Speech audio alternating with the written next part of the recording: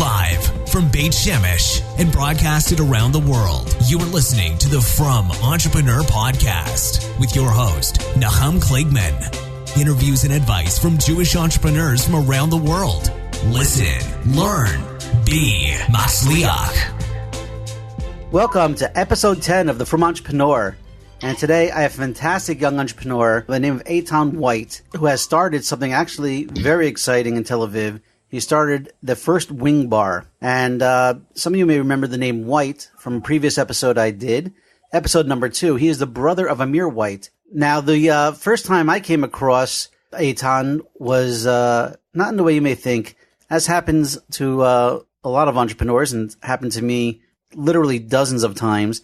You know, whenever I get an idea for a business, I decide to, take the first steps. I write it down. I have a special file where I keep all my ideas. And depending on how excited about the idea, I may register a domain name for it. I may create a logo, may even write up a summary. And then I file it away until I'm ready to move forward on it. And it happens to be that, I don't know, I guess probably about 6 months ago or so, maybe a little bit longer, I was going through Entrepreneur Magazine and I was going through the different franchise opportunities. I like to see what's going on in the business world. And it looked like that Wings was really taking off in the States. I think Pizza Hut maybe even had their own chain of wing franchises were, flying through the roof and was one of the hottest businesses to start. And I looked around and there was no good wing business, no, wing only or wing bar in Israel. And I said, you know what, that wings would probably be fantastic here. The country already loves schnitzel, right? So you could have wings and you could have what they call boneless wings, which is really just chicken breast. But and I'm sure the Eytan will give us a little bit more detail on that. But I said this would probably be the perfect thing to start here in Israel, where as far as other restaurants go, this is lower overhead. You need a lower footprint to get started. The food is delicious, fast, just like people like it. And so I started, I actually had a friend of mine who was making aliyah from the States who had experience in the restaurant business. I also had experience in the restaurant business. I had a restaurant about 22 years ago or so in Yerushalayim. And, I started looking into opening up a wings bar here.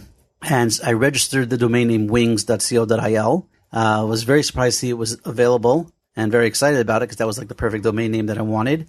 And then I started putting a menu together even, and I told my parents about it. And then a couple months after that, my mother came by, I think with an article, I think in the Jerusalem Post, about this guy who's opening up a wing bar in Tel Aviv, an American guy. And I'm like, oh my gosh. I'm reading the article and I'm like, who's this guy? He's opening up a wing bar. He's taking my idea, but he's never going to get the domain name. I got the best domain name. And, whenever that happens to me, I'm just actually very happy because it means that's probably not what I was supposed to be doing. And I'm very happy to see someone, taking a good idea and moving forward with it, and especially a young American, living here in Israel. And then I was speaking to Amir, and he told me, oh, yeah, it's my brother that opened up this wing bar. And I'm like, your brother? And I knew eventually they would ask for the domain name, and I knew eventually I would give it over to them. And that actually happened, this week. And sure enough, Eytan reached out to me about the domain name. Hey, and I was like, yeah, you know what? I'll give it to you. I'll give it to you for, whatever the registration cost was. I'm just happy to, sort of live my life or live my idea out through you. And we talked about getting him on the show and we hooked it up. And so I want to welcome to this episode, Eytan White. Eytan, welcome to the show. Thank you very much. It's really nice to be here. So I love a young entrepreneur. I love a guy who has an idea or how he takes an idea. And I heard a little bit about your story, I think, from the press, whatever, and we'll go through it a little bit. But, that you weren't afraid to take the steps forward. Like I've known a lot of people in the restaurant business, and it's a tough business here in Israel. And it's even tougher for, I think, an American. But, why don't you tell us a little bit more about the Wing Bar? What's the official name? Wing Bar? It's called Wings Bar Knafayim because actually there's an interesting law here in Israel in terms of signage on the outside of your store. You must have Hebrew on the sign. It can't be all English. So we had to incorporate, Wings was obviously it seemed like the best name to go with, but we had to incorporate Hebrew into it as well. So that's interesting. Yeah. So it's Wings Bar Knafayim, which is Knafayim. Wings, yeah. Wings-Bar Knafayim. Okay. So, first of all, I want to hear a little bit more about you. I want to hear, first of all, you're older than Amir, correct? I am. I am the oldest of six. He's number three. Oh, he's number three. He's not even number two. Well, he's the first to get married and have kids, so he's number one as far as my parents are concerned. I hear. You're married? I am not, actually. How old are you? I'm 30. 30. Okay, so we're gonna have to find you a shidduch also. And any from women out there that are into wings, I got a perfect guy for you. So when did you move to Israel? Why did you move to Israel? A little bit about your history, where you grew up, that type of thing. Sure. Get some background. So I'm originally from New Rochelle, New York, and I've been living here in Israel now for next month will be 8 years. Although officially, according to Aliyah, it's only about 5 years. I first came here to do the army, and then after the army, went back home for a few months, and then officially made Aliyah after that. Oh, wow. Yeah, the decision came when I was actually doing a year in yeshiva here.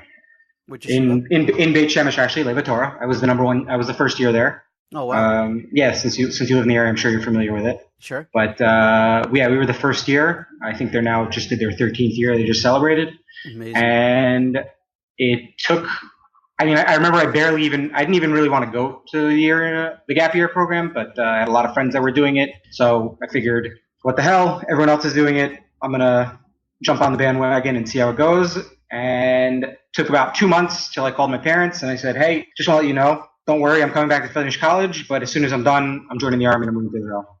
Just a heads up. So, and they accepted that pretty calmly. My mom was like, okay, great. Well, I think glad you're happy. After a couple of years of college, you may change your mind. I think, well, to be honest, my mother did a year program in Hebrew U and wanted to stay, and her mother pulled the classic Jewish mother guilt move and made her move back. And I think she enjoyed the fact that she got to live vicariously through her children making Aliyah. And then eventually she might join us here as well, God willing. You said there's 6 of you. How many live here now? So there's 4 boys and 2 girls, and all the boys live here in Israel. Oh, wow. That's fantastic. Yep. That's really so great. It makes sense. They'll follow. Okay, so you went to college. Where'd you go? I started out at actually originally did early admissions, left high school a year early, and did 2 years at Rockland Community College. Okay. Then transferred to University of Maryland. And then basically with the Army, interesting story, the Army program I joined was called Mahal, which is a volunteer program for people who are not citizens. Mm-hmm. And they told me that the cutoff date for joining a combat unit was 23, which turned out not to be true, as I found out my first day in the Army and met a 29-year-old German guy who was in my unit. Right. Regardless, I had 1 semester left to finish school, which was, I would have turned 23 during that final semester. So I basically left college, came here, joined the Army, only to find out that, it wasn't something I necessarily needed to do, but that's basically the gap in between my Army service and my Aliyah was when I came back to finish my final semester and get my degree. So my degree is actually from Turo in the end, because wasn't able to defer from University of Maryland for 2 years. That's great. That's a great story. You get that a lot in Israel, and those that are living here really know that you'll be told something as if it's like 100%, mea chuz, of course, and then you'll find out like a week or months or years like, no, that's not true. Yeah, it's definitely one of the most important things I've learned about this country is that nothing's set in stone, and if you yell loud enough, you'll usually get your way. Right. So that's crazy. You leave school in order to make the cutoff line that didn't really exist. Yeah. But obviously it was all Hashagacha Protis and it was all meant to be. Yeah, not a thing I regret about any of it. So what was your degree in college? Business management and marketing. Oh, that's perfect. Yep. So how did we get into Wings, opening up a restaurant? How did that whole story come? Is that like always something you wanted to do? What were you doing in Israel after the Army? So you can actually ask any member of my family. I've always talked about opening up a restaurant since I was maybe 12 or 13 years old. But I kind of always thought it was going to be something I did when I retired, because I'd always heard these crazy horror stories about restaurants, how hard they are to do, yep. The percentage that actually succeed. And I figured, you know what, it's something I'm passionate about. I do enjoy cooking, I enjoy food. So you know what, one day, God willing, I'll have enough money that I can kind of do it as a hobby on the side. But basically what happened is after I made Aliyah officially after finishing the Army, I started working here in high tech, and I was working for a startup. Which one? They don't exist anymore, but they were called Sortle. They were basically a platform that integrated with Facebook, created a Facebook store, which I know they still exist right now, but this one didn't make it. Okay. And I was running the fledgling sales department at the time. Hmm. And eventually they failed, and I had some free time on my hands. And the Wings idea had actually been something that had been inspired through my fellow Olim here in Tel Aviv. I had been very involved in the Olim community here in Tel Aviv. I actually have an Amutah that I'm partnered with a few people here where we do what's called White City Shabbat. We do Shabbat meals. We do community stuff around holidays and around Judaism. That's beautiful. And so part of that involved, I mean, it started with me hosting a lot of meals in my house, and then eventually I met someone who had more community connections, and we were able to reach out and start doing, once a month we do a 200-person meal and all the Chagim, we do stuff like that. There was something like the biggest Shabbos meal ever. Yes, we are the first and only world record holders for the largest Shabbat meal in the world. Oh, wow. That's amazing. How did that come about? Like, who decided to go for the world record? So it's me and my friend Jay Schultz, who's the guy who connected me with the community here in Tel Aviv. We kind of came up with the idea. I don't even remember what we were doing at the time, but it was just kind of like something silly where we were just like, what the hell? Why don't we go for it? And we have such an amazing community of volunteers and people in Tel Aviv who actually care about this kind of stuff. So we were able to, over time, it took us a long time to put it together, but over time we were able to secure donors, raise some money, and put this whole thing together. It took a lot of effort and a lot of hard work, but how many people eventually did you have got at the it. meal? 2,226. 2,226. Yeah. My gosh. And where did it take place? So there's a place called Hangar 11 in the port of Tel Aviv in the mall. Sure. So a good friend of mine is the owner of the place, and he was very excited to help us out. In fact, he even told me towards the end of the meal, we were sitting down having a few l'chaims, and he said, and he's done everything there from, Game of Thrones exhibitions to Eytan White concerts to hosting debates amongst politicians, like everything imaginable. It's the biggest venue indoor venue in Tel Aviv, as far as I know. And he said, hands down, this meal was the best thing he has ever used Hangar for. Wow, that's beautiful. How did you were in charge of the cooking, or you hired a caterer? No, we hired a caterer. I was going to say, yeah, cooking 2,000 plus meals. Yeah, that was intense. We even flew in a Guinness judge and everything. It was really one of the most exciting things I've ever had the honor to be involved in. What a Kiddush Hashem, too. I assume not everybody that came were from at the time. I would say the majority probably aren't. I mean, this is Tel Aviv, and even though there is definitely some misconceptions about Tel Aviv and how religious it is, there's definitely a very strong and constantly growing religious community in the heart of Tel Aviv with active Olim and Israelis, and it's really amazing to see. And having been here since it really started getting going, it's really exciting. That's beautiful. What a great thing. What a great story. Okay, Yeah. so moving further, so you had some time on your hands. You were doing this Amutah, getting people into Shabbos, doing meals and cooking and, hosting people. And what happened? So basically, one of the things I had been doing as far as hosting was the one sport I still follow here in Israel is football. Baseball and basketball, well, I used to be a fan. Honestly, it just stopped being interesting to me. And football is the one thing I follow religiously here in as far as sports. Right. And so what I did was I was always watching the games Sunday night. I mean, it involves staying up late, but we got to make some sacrifices for the things we love. Right. And what goes best with football? Wings. So my mother used to make buffalo wings in the oven back home using it was mostly Frank's Red Hot and margarine. And I started playing around with the recipe, improving it as I saw fit. And basically every Sunday night I would have, I think we started out at maybe like 6 or 7 guys, ended up being eventually 30 guys every Sunday night at my house. Everyone would bring beers and a few shekels to just contribute to the cost. And I would just make kilos upon kilos of wings. Wow. And many, many times they would come up to me and say, wow, these are so amazing. You should open up a restaurant. I'm like, okay, great. Yeah. You know what? I have a job right now. I'm not insane. I'm not going to leave my...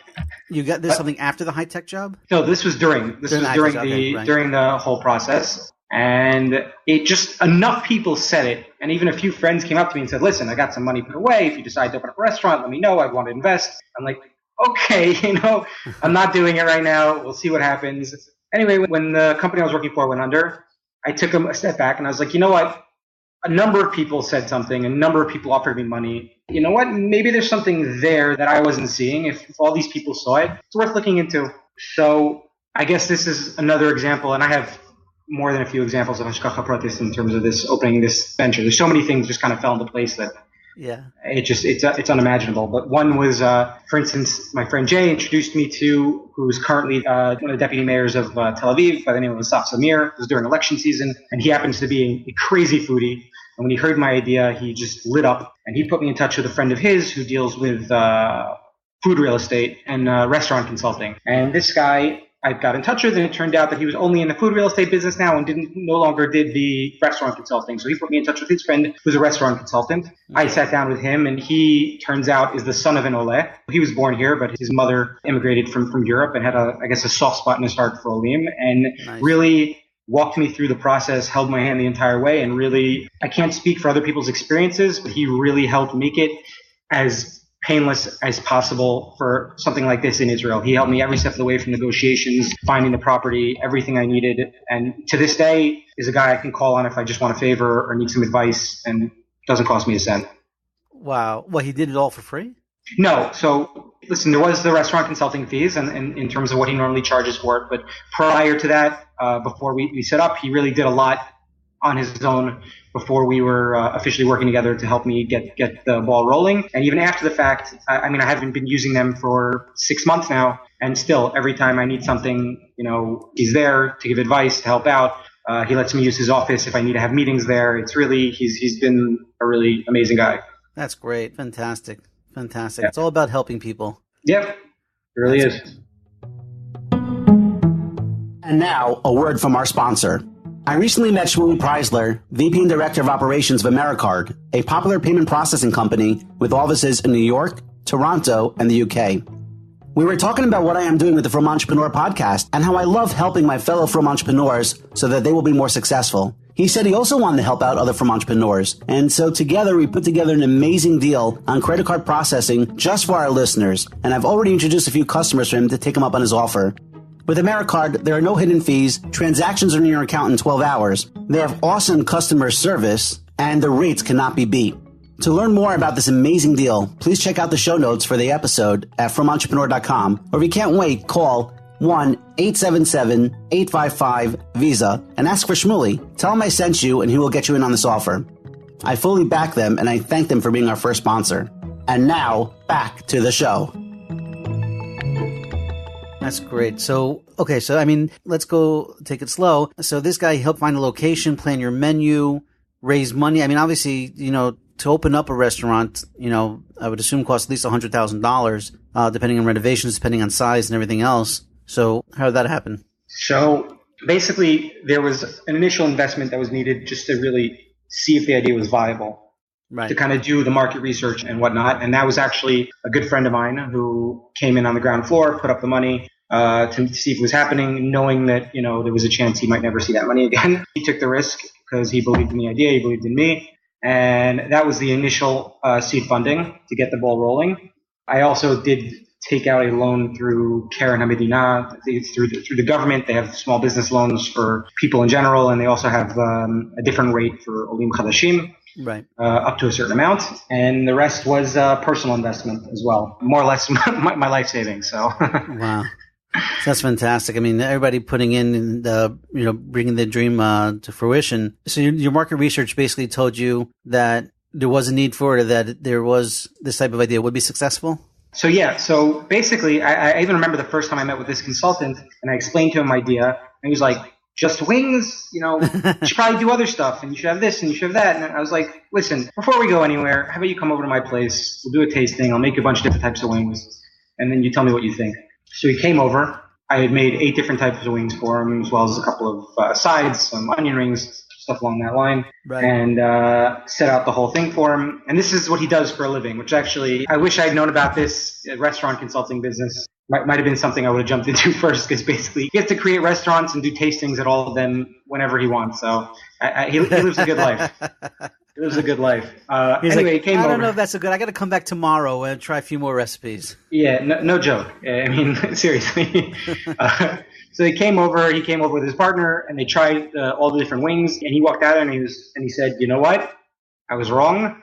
This is a fantastic idea. Let me run it by a few people. I think this is something that could work." I didn't really realize there were so many different things you could do with wings. I didn't realize you had this many recipes. So our next step was to find what they call a culinary consultant in the business. It's someone who basically helps you. While I've been cooking at home for a long time, there's a major difference between what you serve in your house and what you serve at a restaurant in terms of creating consistency. I mean, I'm more, when I'm looking to make something. Streamlining, preparation. Yeah, exactly. And simplifying recipes where they don't need to be complicated and just measuring it out. I kind of eye things out. At home, when I'm making something, I don't really follow the recipe. So this was an opportunity to really break it down into something, that made sense for everyone, not just the way I looked at it. So we shopped around for a chef for a little while, and one of this guy's, his good friend was this guy by the name of Leon Alkali. Anyone who's involved in the culinary world here in Israel is familiar with him. He's the first guy who ever had his own cooking show in Israel. He's one of the owners and the founder of Tony Vespa Pizza, which is like the biggest pizza place in Tel Aviv. He actually just had another TV show recently that came out. He's basically like the foremost Italian chef, or one of the foremost Italian chefs in Israel. Mm-hmm. And my friend, the consultant, basically used to go to him every once in a while for advice. Right. And he asked him what he thought about the idea, and his response was, "This is genius. Like, for 10 years, I've had this idea in my head, and I just he kind of stepped out." I don't feel so bad anymore. I only had it for like a couple months. So.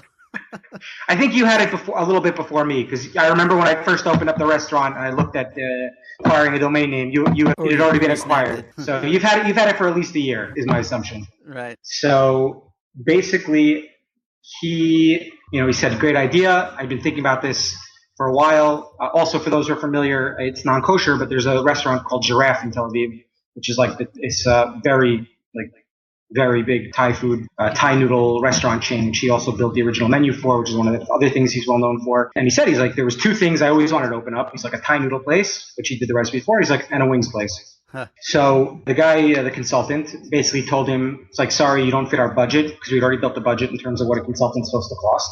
Right. And he said, we're looking elsewhere because we can't afford you. Right. And he turned to me, he's like, listen, I want to meet the guy who's this ideas. I want to sit down. I want to talk to him. Set up the meeting, regardless of cost. Okay, great. So we sit down, we talk. He pulls out. First thing we do is he pulls out. Were you nervous about meeting him? I mean, this is a guy who's, So I was unfamiliar with his level of fame at that point. I figured it out later on. Another cook. It was I knew he was a big deal, and he was definitely eccentric individual who I'm lucky to count as a friend at this point. We really had a great time building the menu. But he basically showed up with a notebook packed with ideas that he had been working on for years, as far as recipes and whatnot. For wings? Yeah. Oh my gosh. And after we sat down, we met, he agreed to lower his price to match what we were willing to pay. Wow, that's amazing. Just because he was excited to work on the idea, and we really had there was a kesher there. That's a great Hashagacha story. I mean, you're getting the top of the line, top to the top, and for a price that's probably unbeatable. And the guy took real interest in you, interest in the idea. I mean, I'm looking at the menu now. You have some really creative things. The Mumbai coconut milk, curry, mango, and apples wings. Yeah, that's all him. That's something I never would have even considered putting together. Coconut milk, curry, and peanut butter. Yeah, that one's also quite excellent. Another one of his. Wow, and it's just the sesame and honey. Was this? I don't even know how to pronounce the Chicago. What is that? So sriracha, it's a very, very well-known Thai hot sauce that's very big in the States right now. But yeah, that was actually.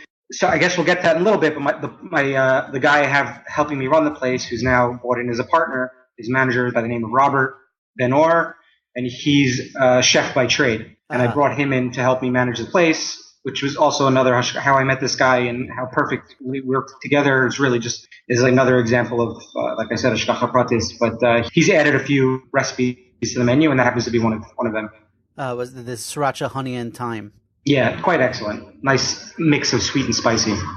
Beautiful. And then I see you have now all your wings. They come in boneless and on the bone. So we have two different batters for the wings. We have what we call the crispy wings, which is coated in cornstarch. So it happens to be gluten-free, which we're very happy to publicize to people in Tel Aviv, because there are a lot of people here that care about that, even though we wouldn't have done it any other way. Cornstarch is the way to go if you're coating your wings. Makes them extra crispy. And we have a beer batter, which is beer batter with panko, basically just beer, flour, and then rolled in panko. What's panko? Which makes panko is these Japanese breadcrumbs. Oh, okay. And then we have the boneless option, which we call popcorn chicken, which is basically these little cubes of pargit that are rolled in a cornstarch, white wine, and a spice mixture, and then fried. And then you can have that either plain, which is excellent plain. So are the wings, actually. Just straight up cornstarch fried wings happen to be amazing. Blew my mind the first time I tried them. But the popcorn chicken's available with all the sauces as well, and that's our boneless option. And we use, instead of just chazeof, the chicken breast, we use pargit, which makes it nice and extra juicy. Juicy, yeah. Wow, it's an exciting menu. It's a fun menu. I mean, it's always something new to try. And how big is the place you have? How first of all, where is it located? So it's located on Herzl Street, number 12 in Tel Aviv, which is borderline of South Tel Aviv, right in between Rothschild and Leland Bloom. A pretty high traffic area. And since we keep coming back to this whole concept of Hashagacha Protis, this is actually, I remember when I was first thinking about the wings place, before I even committed to anything, I said to myself, if I'm going to open up a place, it's got to be, and I'm not even joking, I found a location 3 weeks into when I was looking on the exact block that I had originally thought of a year earlier. And I was convinced that wasn't going to happen. I started looking and I said, okay, there's no way this is going to happen. And it worked out that the exact place to within a 50-meter radius of what I wanted, I found, and it worked out amazingly. That's amazing. That's because I know in the restaurant business, location is key, and then to sometimes find the right place, and everything that could go wrong with the place could take many months before you find something that's matim. Yeah, so that was actually one of the few. My consultant, one of the great things about him is he was notoriously pessimistic about everything. He always thought of the worst case scenario, and that's the way he worked. And I guess when you're constantly working in the restaurant business, and most of them don't make it, that's probably the proper way to go about it. And the only 2 times I ever saw him excited and with like a smile, a real genuine smile on his face, was when we found the location. And when we hired the guy, I brought in Robert to help me manage the place. Those were the only 2 things I ever saw him excited about during the entire process. And it was funny watching him when we went into the place. All he did, like a good Israeli, all he did was point out the flaws in the place to the owners and complain and complain and complain. And the moment we walked out and the owners walked away, he pulled me aside. He's like, we need this place now. Yeah, it was brilliant. So how big is the place? So it's about 70 square meters total. It's 2 floors. The upstairs we have 2 bathrooms, and storage is pretty much all the upstairs. Right. And downstairs we have the kitchen with the counter in front, and we only have about a little less than 20 seats. I think it's 18 or 19 seats. I was going to ask you, how much of your business is delivery? So we started delivery about 3 months after opening, and it took off. When did you open, by the way? September 16th was our official opening date. So we actually have about 3.5 months to go till our 1-year anniversary. Wow. Okay. Which we're excited for. So yeah, it's like I was saying in terms of like seating, it's not a lot. I'll be honest. There are certain nights where there's no question we're losing customers because there's a line out the door and there's nowhere to sit. Right. In fact, I've had a few people complain on our Facebook page regarding this, giving us. It's funny. People don't realize how it affects a business, but the ability to complain online and post reviews and whatnot. I've literally had people go on our Facebook page and give us a 1 or 2 star rating because we didn't have enough seats for them when they wanted to come by. It's a shame. Yeah. So, I mean, it's really I mean, that could happen anything. If you had 100 seats and there was just not enough room, people can complain. But that's not something you should write negative stars about. Yeah, you'd think. But customers are very picky here. And we're trying to bring a very American-style customer service mentality to the business here. Right. Which and it is welcome. And I noticed it actually works quite well here. It's funny. Israelis... Even though I would say about 50% of our clientele is probably English speaking, we have, I'd say 30 to 40% Israeli, and the rest probably fit into European, like French, Italian kind of market, maybe Russian as well, you could probably throw in there. The Israelis, they're not really used to be treated well by the people that are serving them. And it's funny because remember when we were first opening, we had massive lines out the door. Right. Things have calmed down now. They're still going well, but our first few weeks of opening were truly mind-blowing. Right. And you see, there's a huge line and people are waiting. We weren't necessarily prepared for that kind of demand. So, for a fast food place, for you to wait 15 minutes for an order, that's a long time. Right. And you'd see people out there, looking bummed or a little bit angry. And so what would we do? We'd put out, we'd throw in a bunch of extra wings or some fries and just put them out and hand them out to people to eat or offer someone a free drink. And I noticed almost to a T with Israelis, when you offered them something, when you basically went up to them and said, hey, I'm really sorry that this is taking so long. Can I get you a free drink? Can I get you something? Almost to a man, they would say no. but immediately turn friendly for offering it to them.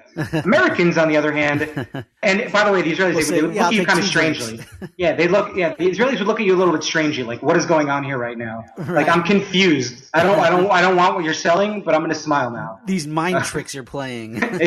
Exactly. The Americans, though, you're like, hey, would you like a free beer or free whatever? They're like, yes, of course I would. That's great. How much of your business would you say is walking off the street, like people just walking by as opposed to people seeking you out? So we definitely have a lot of people seeking us out. Although the people who are seeking us out are almost exclusively Americans or English speakers. Even people coming as far away as the Gush for a night out with like family, and they'll come out here to try the wings place because they heard about it. It seems to have spread like wildfire amongst the English-speaking community because, I mean, in the States, if you think about it, wings is a big thing, but I mean, as far as I know, correct me if I'm wrong, none of those places are kosher. Right. I think I did see, I'm not sure, no, I don't think there's any exclusive wing place. I think you have like Schnitzies and other schnitzel places, but to do like a kosher wings place in the States, I guess I haven't seen. Yeah. As far as I know, yeah, it's just so people, they're very excited. They're like, okay, I'm born in the States. I'm religious. I know wings are a big deal in America, but I've never really had them outside of, just as an entree at a place where they have one flavor and it's really not the thing they do, so they may not do it the best. But here, This is what we focus on. I mean, one of the best compliments I ever had regarding my place is one thing I never wanted to be is I didn't want to be the best wings place, for Israel. I mean, there are other people that have wings here, and granted, we are the only wings place that deals exclusively in wings in the country, but I wanted these to be good wings as far as wings are considered. That's it. And America is the wings probably capital of the world as far as it goes. I mean, the amount of wings that Americans consume is mind-boggling. But that's what I wanted. The fastest-growing restaurant chain or wing franchises. I think on Super Bowl Sunday, there's some insane statistic about how many billions of wings that are eaten. It's ridiculous. Right. But one of the greatest things was when I had someone who came in. She was visiting from the States, from Buffalo. Her favorite place was Anchor Bar, the place where the buffalo wings were invented. Right. And while she did say that she felt the Anchor Bar ones were better, she felt that these were excellent, and she would definitely come back, and they were really quality wings. And that was the moment where I was compliment. That's great. So that meant a lot to hear. And I've had a few people still from people who came from non-religious backgrounds in the States used to have their local wing place, whether it was Duff's in Toronto or the Wing Dome in Seattle, places that deal specifically in wings and have dozens upon dozens of flavors. And they come back to my place consistently and always have a nice thing to say and say that it really is comparative. And that's what I was going for. That's beautiful. So I cut you off before we changed the topics, but just in terms of delivery. So you started doing deliveries about 3 months ago. Right. So we've had a little learning curve in regards to that. We originally started with this delivery company that we used that in the end we decided was a bit subpar. So we actually switched to another delivery company. But basically I would say the delivery has definitely boosted our sales. There's no question that there are some people that probably would have come in regardless, but now the delivery option is available. They're taking delivery instead. Right. It really blows your mind sometimes to see how close a delivery is. Like someone from 2 blocks over, rather than get out of their house, they order delivery. But we're really trying to get into it. We just, for instance, we're working with Sefer Ochel now, which is like one of the, as far as I know, I think they're one of the biggest disseminators of restaurant delivery information in the country. They put out a book every year that goes around to everyone in Tel Aviv for free. Right. They have their own website. Anyway, we developed we had a loyalty app that we had developed with another company. And the one thing they didn't have, even though it was a fantastic loyalty app, which people can go and download, they didn't have the delivery function. So basically what we did was we went to Sefer Ochel and we built an app with them, which we just finished building the other day, which is now active. The app part actually is not attached yet to the loyalty app, but you can go online and eventually it'll be available through our Facebook page. And we already have noticed the more we put our name out there in terms of delivery sites and the more we get technologically involved, like this application, it definitely has increased deliveries. It's about making it as easy as possible.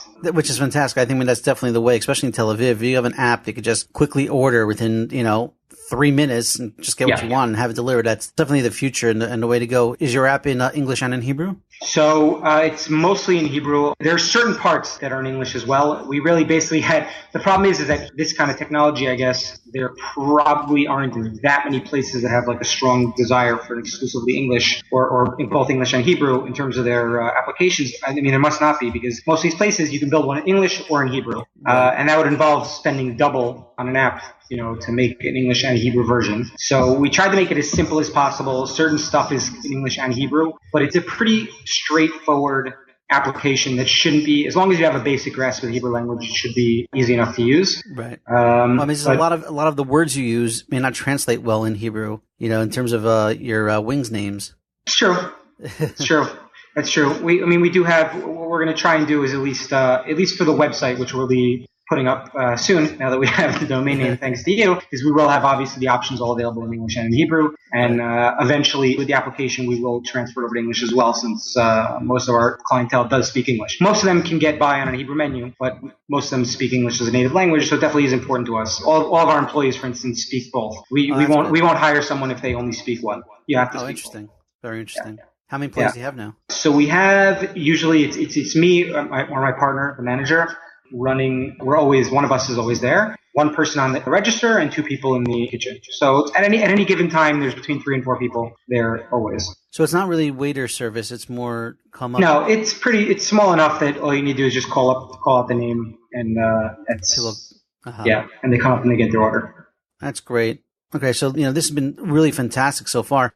Just what is the vision? Where do you see yourself 2 years, 5 years down the road? What do you want to do with this? Okay, so right now I'm actually already out there shopping around for investors to open up a branch in Jerusalem. I've already been there out scouting locations and looking at real estate. Some very exciting options over there. That's our next step. If I was still living in Jerusalem at the time, Jerusalem would be my number one place to open up a place like this. Tel Aviv would have been the second, but it would have involved, to open up the first location, it would have involved me moving back to Jerusalem, and I'm pretty settled here at the moment. So we started in Tel Aviv, and now we're looking to go towards Jerusalem. So that's my next step as far as the next year or two. But you're looking to franchise it, or you're looking to open it up? So that one I want to own myself. That one is I believe Jerusalem has a place in the center of Jerusalem has the largest potential out of any of the branches I could possibly open in the country. Right. And it would be a shame to only be taking a small percentage of that and hand it out franchise-wise, even though I've been asked on a number of occasions already about opening up the franchise, about someone else taking it as a franchise. So this is more, we're looking for investors, but we're looking to run the place ourselves. So between me and now the fact that I have the guy who helps me manage, Robert, between the two of us, we can go back and forth until it's up and running smoothly.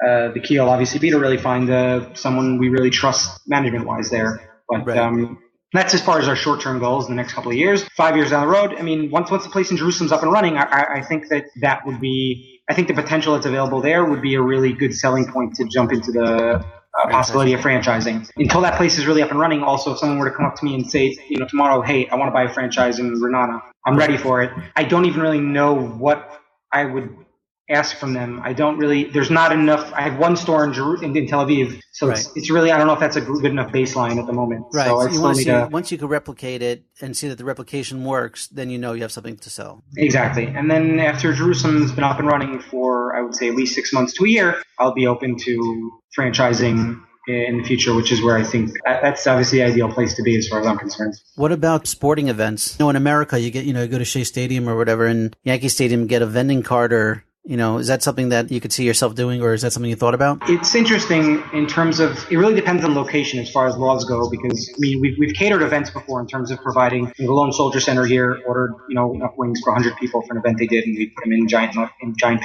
tin aluminum pans and set them over there, and everyone had a blast, and it was great, and it was fantastic, and everyone had nothing but good things to say. But I know personally, at least from my own personal standards, wings they're not fresh once you're eating them, like after they've been sitting in a pan an hour and a half later and reheated, it's not the same thing. It's not as good. Right. So ideally, I'd like to be able to find, and like I said, it depends on location and the licensing rules and laws associated with that in terms of setting up a fryer and frying them fresh on location.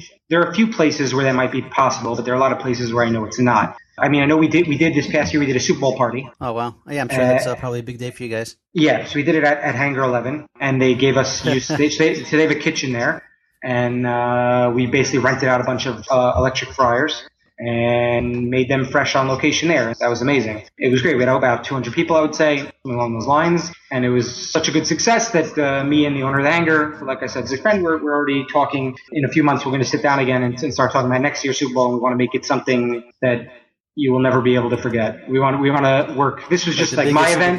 Do you have the biggest Shabbos meal ever? You have the biggest Super Bowl party ever. So I doubt that, because being in the States, I feel like you can't beat that out. We'll definitely have the biggest one in Israel. But he has some very exciting ideas that I'm very excited to work on with him, because the last time it was really just me. We rented the fryers, we rented out a giant big screen and speakers and tables and chairs, and that was basically it. He's got some very interesting ideas. So everyone should definitely keep posted for our Super Bowl party next year, because I have a feeling that's going to be 1-2 for the record books. Yeah. Fantastic. Now, just to end off, what would you say was the best advice that you've received? As far as advice, I don't know if I could nail it down to a specific piece of advice. If I could pass along a piece of advice, though, that would be fantastic. It would be, especially if you're going to be starting a business, you should not be doing it unless it is something you are passionate about. This isn't the first business I've started. I had another one that was in the construction business, and I believe it was a good idea, but it was something I eventually, exciting while it was at first. A few months in, I realized I was not passionate about it. I wasn't waking up in the morning excited to go out and do the work, and it really affected the quality of like how I ran the business and everything around it, everything associated with it. When you're doing something you're passionate about, it takes on a whole new light, and it no longer becomes work. I don't know who it is I'm quoting here, but I've heard this many times. They say, yeah, it's basically, if you love your job, it's not a job. Exactly. That's the words. But yeah, if you love your work, you never have to work a day in your life. Exactly. And that's really the way I feel, and it takes on a whole another level compared to every other job I've ever had and prior businesses that I've started.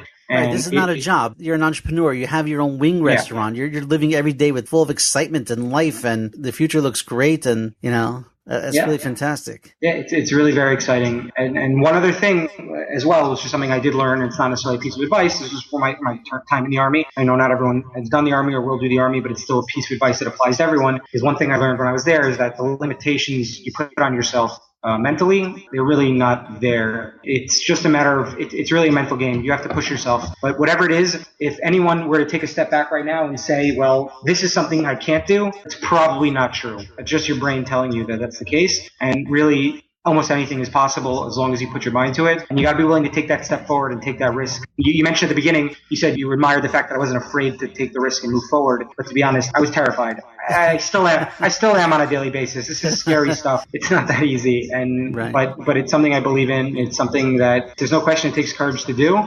But just because you're scared doesn't mean it's necessarily a bad thing. You just got to work past it. And if you believe in the idea, you got to follow it. Beautiful. Really, really great advice. Just one more thing, and then we'll call it a wraps. That was a reference to Morty. I don't know, when I had a pizza restaurant back in the day, and I thought it was like amazingly and exciting that, hey, I could have as much pizza as I want whenever I want. And I think like after a week, I just got sick of it. Are you sick of wings yet, or? So I'm not, and it took me a lot longer than a month to get to not be having it multiple times a day. But basically, I eventually had to take a step back and be like, listen, 3 fried meals a day probably isn't the best thing for my heart. This is not to dissuade anyone from coming to wings as often as possible, but I was definitely eating too much, and I still have it on occasion, and I never get sick of it. No joke, it blows my mind. I've made comments to you before how I'm not tired of it, and I probably never will be tired of it. But I definitely cut myself back a little bit just because, I guess you got to throw a salad in every once in a while, What's your favorite wings on the menu? So it's between the Buffalo and the Chicago. I like spicy foods myself. The Buffalo is our number one bestseller, and I was making that for years before we ever opened the place. That's great. And the Chicago, which my partner made. Yeah, so in the Chicago, between the two of them, there actually are 2 bestsellers hands down, probably Buffalo and then Chicago. Right. But I've always been partial to spicy foods, and those 2 are the ones that really, speak to me. And 9 times out of 10, when I place an order of wings, those are the ones that I'm going for. That's great. All right, Eytan, we could keep going for a long time, but this has been absolutely fantastic, full of useful information, a great story. I want to wish you continued hatzlacha and mazel, and you should continue to open up stores and have success in your business, and keep inspiring. Thank you very much. It was a real pleasure to meet you and speak with you here on your show. Excellent, Eytan. All right. Have a great one. You too. Have a nice day. Thank you for listening to the From Entrepreneur Podcast with Nahum Kligman. We hope you learned something valuable, and we'll share this with your friends. For show notes, archives of previous episodes, and more information to help you start and grow your business, please visit our website, www.fromentrepreneur.com. Listen, learn, be Matzliach.